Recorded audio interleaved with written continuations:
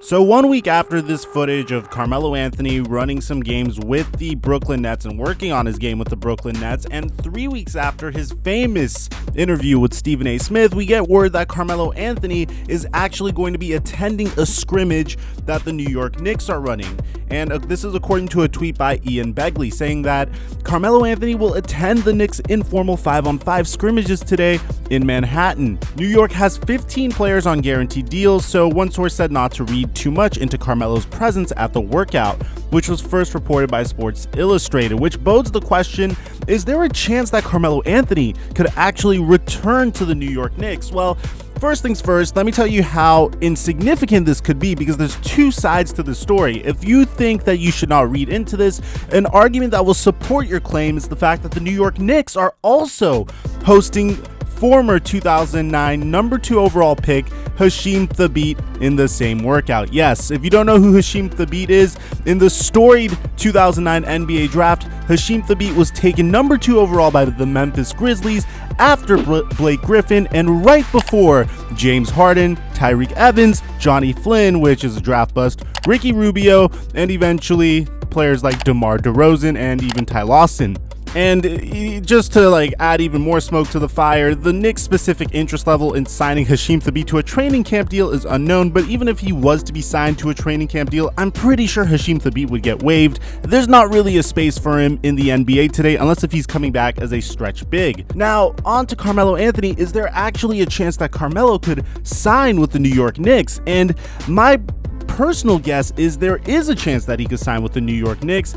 It just depends on where the Knicks are and what they are looking for. The New York Knicks don't really have a well-known star to sell tickets this year. They do have RJ Barrett, which is a player that New York Knicks fans have been very, very excited about. Probably the most exciting rookie to join the New York Knicks since the likes of Kristaps Porzingis. They have the high flyer Dennis Smith Jr., but he could be maddeningly inconsistent at times. And they recently went out and signed Julius Randle to a shiny 3-year, $60 million deal. So what are the odds that Carmelo Anthony will sign with the New York Knicks? It really depends on New York Knicks management, which we all know isn't the greatest management. Do they feel as if they should bring Carmelo Anthony back in order to sell a few extra tickets at Madison Square Garden? Sure, Carmelo Anthony isn't the same player he once was, but bringing him back does add some more star power, even though he's not much of a star anymore, to the New York Knicks name. If I'm a fan of basketball and I've never seen Carmelo Anthony played, I'm way more likely to go see the New York Knicks play because I have never seen Carmelo Anthony play live. This happened to me recently when Kobe Bryant tore his Achilles and he was doing his farewell tour. I, unfortunately, have never been fortunate enough to see Kobe Bryant play live in Los Angeles. And I know a lot of you guys are going to say stuff like you're not a true fan, but I was not privileged enough to be able to do so. So in order to be able to see Kobe Bryant before he retires, my girlfriend at the time bought me tickets on my birthday so I could go see Kobe Bryant, and I actually ended up crying on the way to the game. I was that happy. That's how big of a deal this could be to some New York Knicks fans if they've never seen Carmelo Anthony play. On the other hand, what if Carmelo Anthony doesn't want to sign with the New York Knicks? What if it doesn't make sense for him to sign with the New York Knicks? Again, he did want to leave that organization originally because of dysfunction, but at the same time, his stock has taken a hit since then, and he's just looking for a job. It really, at the end of the day, depends on what Carmelo Anthony wants. I feel like if he was to reach out to LeBron James, there would be some sort of way that he could sign with the Los Angeles Lakers. That's my personal belief, because they are two buddies, and I'm sure he would do whatever it takes to buy into their system in order to win a championship. At the same time, there is the same problem that has been plaguing Carmelo Anthony for all this time. And as much of a fan of his game I am, as much as I believe he is a Hall of Fame player, which if you're going to disagree with me, you need to understand it's not that difficult to make it to the NBA Hall of Fame. If you're even a fringe consideration for the NBA Hall of Fame, you will make it to the Hall of Fame. Championships don't really matter as much. MVPs don't matter as much. If you were a star in the NBA, you will end up making it to the Hall of Fame. It's nothing like the NFL's Hall of Fame, which is damn near impossible to make it in at some times. I personally believe if Dwight Howard could get a chance with the Lakers, Carmelo Anthony could get a chance with the Lakers as well, but Carmelo Anthony's problem is the fact that his game is by far the inverse of what the NBA is looking for in its players today. His game is very isolation heavy. He is an average to below average three-point shooter at best. Every single time he steps on the floor, in terms of efficiency, he's more negative than he is positive. And whenever he steps on the floor, the entire offense is in a vacuum and revolves around him. Isolation heavy contested two-pointers no longer have a place in today's NBA because they are the most inefficient jump shot that you could take, and signing an isolation heavy 35-year-old player in hopes that he could buy into the modern NBA and understand the way to play modern NBA basketball isn't really worth the risk for most players, because at the end of the day, if Carmelo Anthony does end up getting it, he's only 35 years old. He's only going to get it for like what? 1, maybe 2, if you're lucky, 3 more years he could be a solid contributor.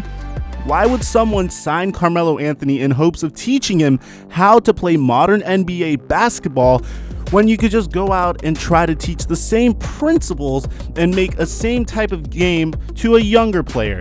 At the end of the day, Carmelo Anthony will have to come back and revamp his complete and entire game. He is still a defensive liability at that as well. And that's not to roast Carmelo Anthony. I'm just telling you why he has not gotten signed so far. In an age where I see so many people in the media praising Carmelo, saying that he's being slept on, not understanding why players are being signed over him. Just the other day, I saw a tweet on my Twitter feed about why is Joe Johnson being worked out for like 4 to 5 teams after dominating in the Big Three and Carmelo Anthony isn't. And the simple fact is, Joe Johnson showed the ability to sink the three-point shot. Joe Johnson also demonstrated great three-point shooting, and the Big Three league has a way of masking players' inefficient defense at times, and that's what benefited Joe Johnson. Carmelo Anthony doesn't do anything well currently. He's a great scorer, an isolation heavy scorer, and he plays terrible defense, and I made a video on this before as well. But that is not to roast Carmelo. He is one of my favorite players in his prime. He was very fun to watch, but the reality of the situation is the NBA is significantly different now.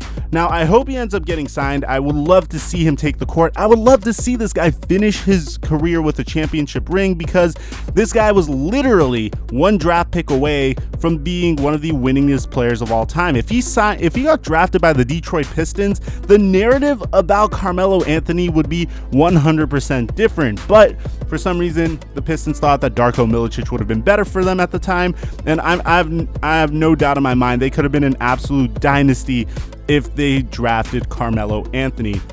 So guys, as I was about to edit this video and wrap it up, I was literally about to push the export button, but I felt like I could not upload this video without including this big piece of news where Kyrie Irving and Kevin Durant are pushing for the Brooklyn Nets to sign Carmelo Anthony, which means, ironically, there may be a little bit of a war for Melo in the Big Apple.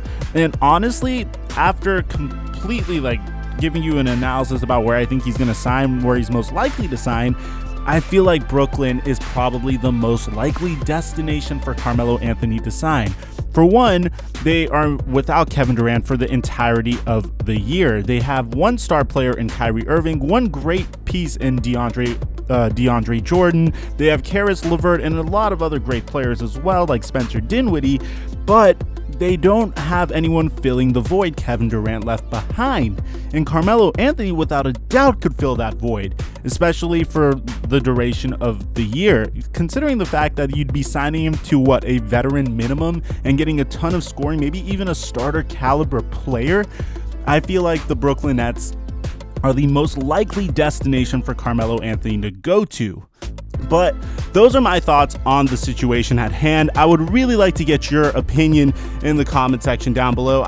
Don't worry guys, I am absolutely expecting to get obliterated in the comments by you guys telling me that I slept on Melo, that I know nothing about basketball, and all that sort of stuff. But at the end of the day, my job on this channel is to give you guys realistic and honest analysis. A lot of you guys may not understand why Carmelo isn't getting the shot that he gets, and I figured I would explain team's reasoning at that. Now, if you have any way to prove me wrong, please give me some empirical evidence in the comment section down below. Give me some statistic that I really slept on, because I read each and every one of my comments. I respond to all my comments, and I would really like to hear what you have to say. Before I go, guys, I'm doing a giveaway on my Instagram for NBA 2K20 and on my Twitter account. I'm going to leave that in the comment section down below or in the description as well. Besides that, guys, thank you guys for watching, and if you're new to the channel, be sure to subscribe and drop a like.